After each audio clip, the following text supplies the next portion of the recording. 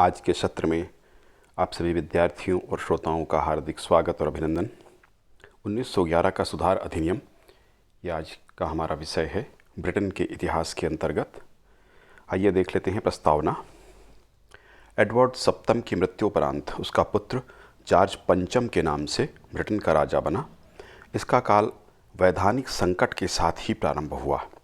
Lord सभा के द्वारा सरकार और हाउस ऑफ कॉमन्स के प्रस्तावों पर अवरोध उत्पन्न करने के कारण उदार दल के सदस्य लॉर्ड सभा की शक्ति को विशेषकर वित्तीय मामलों में कम करना चाहते थे, परंतु लॉर्ड सभा में उनकी सदस्य संख्या सीमित थी। इसी संदर्भ में 1911 में संसद अधिनियम की समस्या उत्पन्न हुई। इसके पूर्व 1910 में जब प्रधानमंत्री लॉर्ड जॉर्ज ने एक बजट संसद में प्रस्तुत किया था, तब लॉर्ड सभा के द्वारा उसका विरोध किया गया था। कॉमन सभा भी यही चाहती थी कि धन विधेयक पर लॉर्ड सभा का अधिकार सीमित रहे। इस बात को मानने हेतु लॉर्ड सभा सहमत नहीं थी। पूर्व शासक एडवर्ड सप्तम ने इसके समाधान के लिए दोनों के बीच समझौता कराने का प्रयास किया, किंतु वह असफल रहा। ये तो आपको स्पष्ट होगा कि ब्रिटेन में का जो संसद है, संसदीय प्रणाली यहाँ पर है, और दो सदन, एक उच्च सदन कहलाता है जो लॉर्ड सभा, जिसमें जमींदार वर्ग के लोग, उच्च वर्ग के लोग सदस्य बनकर रहते हैं, जिस प्रकार से हमारे देश में राज्यसभा होती है, उच्च सदन, और निम्न सदन हमारे यहाँ लोकसभा। ब्रिटेन में हाउस ऑफ कॉमन्स, अभी भी ऐसी व्यवस्था वहाँ पर है। तो इस व्यवस्था के अंतर्गत लॉर्ड सभा के अधिकार को वित्तीय मामलों में, धन विधेयक के मामले में हाउस ऑफ कॉमन्स के सदस्य और सरकार, और विशेषकर उदार दल, सरकार, उदार दल और हाउस ऑफ कॉमन्स, ये तीनों चाहते थे कि लॉर्ड सभा के अधिकार सीमित होने चाहिए। ये भी आपको स्पष्ट होगा कि हाउस ऑफ कॉमन्स में जनप्रतिनिधि चुनकर आते हैं, जबकि इसमें उच्च सदन में या हाउस ऑफ लॉर्ड्स में ब्रिटेन के जमींदार वर्ग के, उच्च वर्ग के लोग चुनकर आते थे। चुनकर नहीं बल्कि नामांकित किए जाते थे। संसदीय सुधार हेतु नवंबर 1910 में विधेयक हेतु प्रस्ताव लाया गया। हाउस ऑफ लॉर्ड्स के द्वारा इसको अस्वीकार कर दिया गया। इन परिस्थितियों में दिसंबर 1910 में नए चुनाव कराए गए। इस चुनाव में 272 सदस्य उदार दल के, 272 कंजर्वेटिव पार्टी, 48 मजदूर दल के और 84 आयरलैंड के राष्ट्रीय प्रतिनिधि चुने गए थे। मजदूर दल और आयरलैंड के प्रतिनिधियों ने उदार दल का समर्थन किया था या उसको समर्थन दिया था। इन स्थितियों में दिसंबर 1910 में एस्क्विथ ने अपने तृतीय मंत्रिमंडल का निर्माण किया था, जो उदार दल का था। प्रधानमंत्री बना तीसरी बार। संसदीय सुधार विधेयक हाउस ऑफ कॉमन्स में स्वीकृत किया गया और लॉर्ड सभा में स्वीकृति हेतु भेजा गया। जैसा कि स्पष्ट किया गया, पहले से ही इस बात को विवाद था। लॉर्ड सभा में इसमें व्यापक एवं महत्वपूर्ण परिवर्तन वहाँ के सदस्य करना चाहते थे, उसका स्वरूप ही बदल देना चाहते थे। हाउस ऑफ कॉमन्स इस हेतु सहमत नहीं हुआ तथा पुनः वैधानिक संकट की स्थिति उत्पन्न हो गई। सरकार के अनुरोध पर सम्राट ने 50 नए लिबरल पियर बनाना तय किया। इसका प्रभाव लॉर्ड सभा पर पड़ा।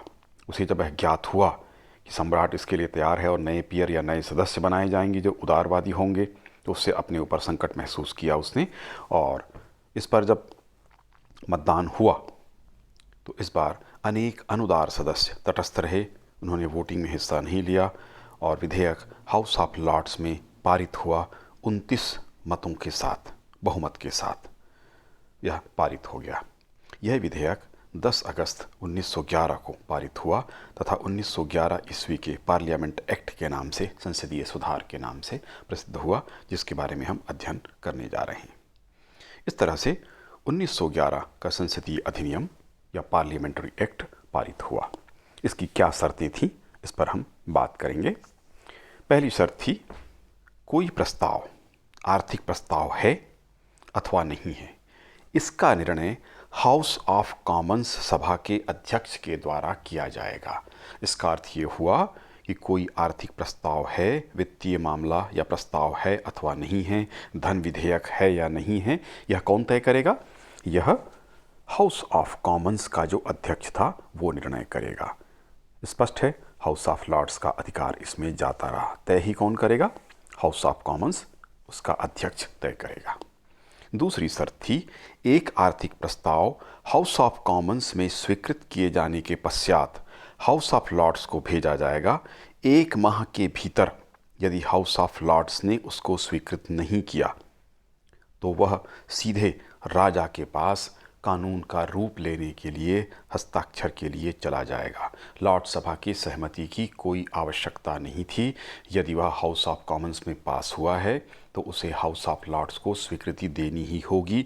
यदि वह 1 महीने तक नहीं देती है स्वीकृति तो वह प्रोसेस में आगे बढ़ जाएगा, प्रक्रिया में आगे बढ़ जाएगा और राजा के पास जाकर हस्ताक्षर करने के पश्चात वह कानून का रूप ले लेगा। इस प्रकार से हाउस ऑफ लॉर्ड्स का अधिकार आर्थिक प्रस्ताव पर जाता रहा या समाप्त हुआ। केवल वह 1 महीने की लेट कर सकता था, उससे अधिक उसका कोई अधिकार नहीं रहा। साधारण प्रस्ताव भी यदि लोकसभा के द्वारा 2 वर्ष के भीतर 3 बार अलग अलग सभाओं में स्वीकृत कर दिया गया, उसी प्रस्ताव को 3 बार स्वीकृत किया गया, 3 बार तक वह 2 वर्षों तक हाउस ऑफ लॉर्ड्स उसको लौटा सकता था। किंतु 2 वर्ष के बाद उसमें भी इसी प्रक्रिया को अपनाया जाता था कि उसके पश्चात वह राजा के हस्ताक्षर के लिए सीधा पहुंच सकता था। तो साधारण प्रस्तावों में भी अधिकतम 2 वर्षों तक वह लेट कर सकता था या 3 बार वापस लौटा सकता था। तीसरी बार यदि वह आ जाए पुनः प्रस्ताव हाउस ऑफ लॉर्ड्स में, हाउस ऑफ कॉमन्स से स्वीकृत करा के बिना किसी परिवर्तन के, जैसा मूल मसौदा था वैसा ही आ गया, तो भी वह राजा के पास पहुंच जाता और राजा के हस्ताक्षर के पश्चात वह कानून का रूप ले लेता था। इस प्रकार से सामान्य प्रस्तावों में भी उसका अधिकार सीमित हुआ। हाँ, ये बात अवश्य थी कि वह 2 वर्षों तक या 3 बार तक वह लौटा सकता था, उससे अधिक का अधिकार उसके पास नहीं रहा। 2 बार लौटा सकता था, तीसरी बार यदि हाउस ऑफ कॉमन्स ने स्वीकृत किया तो उसको भी स्वीकृत करना होता था या उसकी स्वीकृति की आवश्यकता ही नहीं होती थी। संसद का कार्यकाल 7 वर्षों का इंग्लैंड में इस समय हुआ करता था। हाउस ऑफ कॉमन्स के लिए 7 वर्षों के लिए था, 7 वर्षों में चुनाव हुआ करता था। अब उसको घटाकर 5 वर्ष कर दिया गया। तो एक तरह से हाउस ऑफ कॉमन्स के कार्यकाल में कमी की गई, कहा जा सकता है कुछ अधिकार में उसके भी कमी हुई। संसद के सदस्यों का वेतन पहली बार निश्चित किया गया। 400 पाउंड प्रति वर्ष संसद के सदस्यों को वेतन प्राप्त होगा। इस तरह से वे भी वेतन भोगी हो गए। ये 1911 के संसदीय सुधार अधिनियम की प्रमुख शर्तें थीं जो प्रस्ताव किए गए थे या 1911 में स्वीकृत हुआ था। अब हम देख लेते हैं 1911 के सुधार अधिनियम का क्या प्रभाव, क्या परिणाम हुआ। यद्यपि उसकी शर्तें सीमित थीं, कम थीं, किंतु व्यापक प्रभाव इसका हुआ। पहला क्या हुआ? हाउस ऑफ लॉर्ड्स का बराबरी का अधिकार समाप्त हो गया। हाउस ऑफ लॉर्ड्स और हाउस ऑफ कॉमन्स दोनों सदन बराबरी के थे। कोई भी प्रस्ताव कहीं भी हो सकता था या हाउस ऑफ कॉमन्स में सामान्य तौर पर प्रस्ताव होता था और वह हाउस ऑफ लॉर्ड्स तक जाता था, किंतु बराबरी का अधिकार होने के कारण हाउस ऑफ लॉर्ड्स में उस पर रोक लगा दी जाती थी, तो वह स्वीकृत नहीं होता था। इस तरह चाहे सरकार चाहती हो कि वह प्रस्ताव पारित हो, चाहे राजा चाहता हो, किंतु हाउस ऑफ लॉर्ड्स अक्सर उसमें रोक लगा सकता था और लगाता था, क्योंकि हाउस ऑफ कॉमन्स में सामान्य जनता के लिए कुछ बातें होती थी जिसको हाउस ऑफ लॉर्ड्स के उच्च वर्ग के लोग स्वीकार नहीं करते थे। तो अब तक जो बराबरी का अधिकार था हाउस ऑफ लॉर्ड्स का, वह अब समाप्त हुआ और निम्न सदन जिसको कहा जाए, हाउस ऑफ कॉमन्स जैसे हमारे यहाँ लोकसभा है, उस तरह से उसको अधिकार अधिक प्राप्त हुए। दूसरा प्रभाव था जनप्रतिनिधियों के अधिकारों का सम्मान। हाउस ऑफ कॉमन्स में जनप्रतिनिधि चुनकर आते थे, जैसा हमने स्पष्ट किया। जैसे हमारे यहाँ लोकसभा चुनकर सीधे वहाँ जाते हैं, राज्यसभा में नामांकित किए जाते हैं, तो यहाँ पर चुनाव जो होता था प्रत्यक्ष रूप से, ये चुनकर जो आते थे वो हाउस ऑफ कॉमन्स के होते थे, जबकि उच्च सदन अथवा हाउस ऑफ लॉर्ड्स में उच्च वर्ग अथवा जमींदार वर्ग के सदस्य होते थे, जबकि अधिकार दोनों को बराबर थे। अब जाकर जनप्रतिनिधियों को यानी हाउस ऑफ कॉमन्स को अधिक अधिकार प्राप्त हुआ। इस तरह से जनप्रतिनिधियों का सम्मान हुआ, उनके अधिकारों को सम्मान प्राप्त हुआ। तीसरी बात थी हाउस ऑफ लॉर्ड्स के अवरोध का अधिकार समाप्त हो गया। अब तक हाउस ऑफ लॉर्ड्स को बराबरी का अधिकार प्राप्त था। इस कारण वह हाउस ऑफ कॉमन्स के प्रस्ताव पर अवरोध खड़ा कर सकती थी, किंतु अब उसके अधिकार सीमित कर दिए गए। इस कारण अवरोध करने का उसका अधिकार लगभग समाप्त हो गया। कुछ देरी अवश्य 1 महीने वित्तीय प्रस्ताव में, धन विधेयक में, और सामान्य इसमें 2 वर्ष तक, 2 बार तक, तीसरी बार जब स्वीकृत कर दिया जाए तो उसको मानना पड़ता था सामान्य प्रस्ताव के अंतर्गत। वित्त विधेयक पर अधिकार समाप्त हुआ। वित्त अथवा धन विधेयक के ऊपर हाउस ऑफ लॉर्ड्स के अधिकार समाप्त प्राय कर दिए गए। इस तरह के प्रस्ताव मात्र 1 महीने तक ही हाउस ऑफ लॉर्ड्स के द्वारा रोका जा सकता था। इसके पश्चात वित्त विधेयक राजा के हस्ताक्षर हेतु भेज दिया जाता था। इस प्रकार वित्तीय मामलों में उसका अधिकार अत्यंत सीमित हुआ। सामान्य विधेयकों पर अधिकार सीमित, सामान्य जो विधेयक थे उस पर भी अधिकार सीमित हुआ। सामान्य विधेयकों पर भी हाउस ऑफ लॉर्ड्स के अधिकार सीमित कर दिए गए। यदि 2 वर्षों के भीतर 3 बार हाउस ऑफ कॉमन्स के द्वारा विधेयक को मूल रूप में ही पास किया गया, उसमें कोई परिवर्तन न भी किया गया, तो भी हाउस ऑफ लॉर्ड्स को उसे रोकने का कोई अधिकार प्राप्त नहीं रहा। पहले था, अब नहीं रहा। 2 वर्ष के पश्चात वह राजा के पास कानून बनने के लिए, हस्ताक्षर करने के लिए भेज दिया जाता था। अगला प्रभाव था संशोधन मानने हेतु हाउस ऑफ कॉमन्स बाध्य नहीं। हाउस ऑफ लॉर्ड्स किसी विधेयक पर सुझाव दे सकता था, किंतु इसे मानने हेतु हाउस ऑफ कॉमन्स बाध्य नहीं था। इस तरह हाउस ऑफ लॉर्ड्स के अधिकार सीमित कर दिए गए। केवल सुझाव दे सकता था, लेकिन उसको मानना न मानना हाउस ऑफ कॉमन्स के ऊपर निर्भर करता था। हाउस ऑफ लॉर्ड्स जीवित रहा, यह बात अवश्य है। मानना होगा कि हाउस ऑफ लॉर्ड्स को समाप्त नहीं किया गया। समाप्त किया जा सकता था, ऐसा कानून भी लाया जा सकता था, किंतु ऐसा नहीं किया गया। उसका अस्तित्व बचा रहा, यद्यपि उसके अधिकार सीमित कर दिए गए। तो इस अधिनियम के द्वारा उसे जीवित रखा गया, बचाए रखा गया। आप सभी इस बात से भली प्रकार परिचित होंगे कि इंग्लैंड का समाज रूढ़िवादी समाज है। आज तक हाउस ऑफ लॉर्ड्स को वहाँ जीवित रखा गया है। आज तक वहाँ पर राजतंत्र प्रणाली लागू है। यद्यपि उसके अधिकार नहीं के बराबर हैं, बहुत सीमित हैं, किंतु फिर भी इंग्लैंड के लोग रूढ़िवादी होते हैं, परंपरावादी होते हैं। हाउस ऑफ लॉर्ड्स आज भी वहाँ पर जीवित है। तो इस तरह से उसके अस्तित्व को बचाकर रखा गया। हाउस ऑफ लॉर्ड्स को समाप्त करने की मांग इसके बाद नहीं हुई। आश्चर्यजनक लगेगा आपको कि अधिकार सीमित तो किया गया, एक तो समाप्त नहीं किया गया, और आगे अब मांग भी नहीं की गई। ऐसा क्यों? 1911 के इस विधेयक के पश्चात हाउस ऑफ लॉर्ड्स को समाप्त करने की मांग न तो जनता ने की और न ही जनप्रतिनिधियों ने की। उसका कारण क्या था? उसका कारण ये था कि जनता को भी इस बात का आभास था और जनप्रतिनिधियों को भी इस बात का पता था कि अब हाउस ऑफ लॉर्ड्स कोई अवरोध उत्पन्न नहीं कर सकता। कोई बाधा अच्छे कानूनों के लिए, जनता के हित के लिए यदि पारित किया जाता है हाउस ऑफ कॉमन्स में, तो उसको रोकने का अधिकार ही हाउस ऑफ लॉर्ड्स के पास नहीं रहा। तो उसकी उपयोगिता अब कम हो गई, या उसकी अवरोधक शक्ति जो थी, बराबरी का जो अधिकार था हाउस ऑफ कॉमन्स के साथ, वह अब जाता रहा। इस कारण से इसके आगे हम देखते हैं 1911 के बाद कभी मांग ही नहीं की गई कि हाउस ऑफ लॉर्ड्स को समाप्त किया जाए। तो ये भी इसका महत्व था या इसका प्रभाव था। हाउस ऑफ कॉमन्स के कार्यकाल में कमी की गई। इसी प्रकार हाउस ऑफ कॉमन्स के कार्यकाल को भी सीमित किया गया। पहले एक निर्वाचन या चुनाव के पश्चात इसका कार्यकाल 7 वर्षों का हुआ करता था, अब उसे सीमित कर 5 वर्षों का कर दिया गया। इस प्रकार प्रतिनिधित्व काल में कमी कर कुछ हद तक उसके अधिकारों को भी लगाम लगाया गया या सीमित किया गया, कार्यकाल अवधि कम की गई। 10वां इसका प्रभाव था, हाउस ऑफ लॉर्ड्स को 2 वर्षों के अवरोध का अधिकार रहा।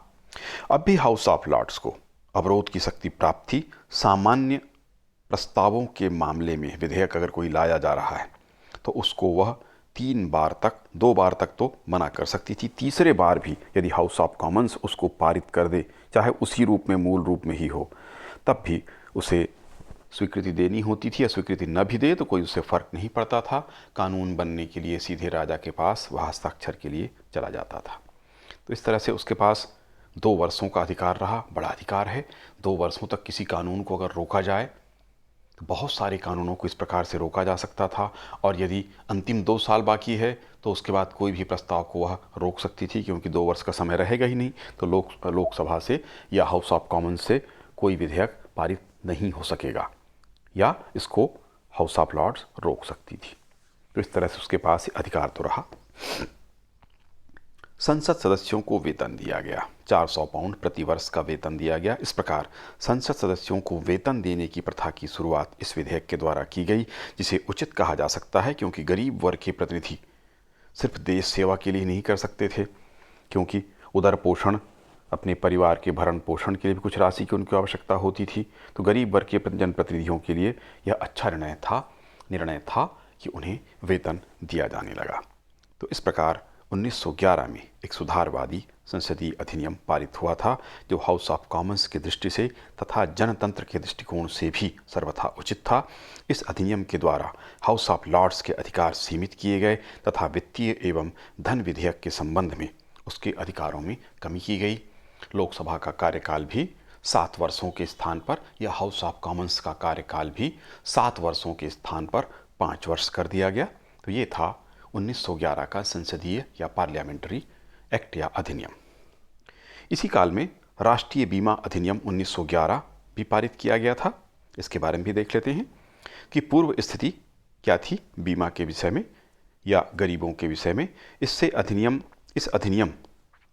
के पारित होने के पूर्व रोगी अथवा बेकार व्यक्ति को दरिद्र कानून से मदद प्राप्त होती थी। दरिद्र कानून वहाँ पर था, गरीब अधिनियम था, पुअर लॉ इसको कहा जाता था ब्रिटेन में।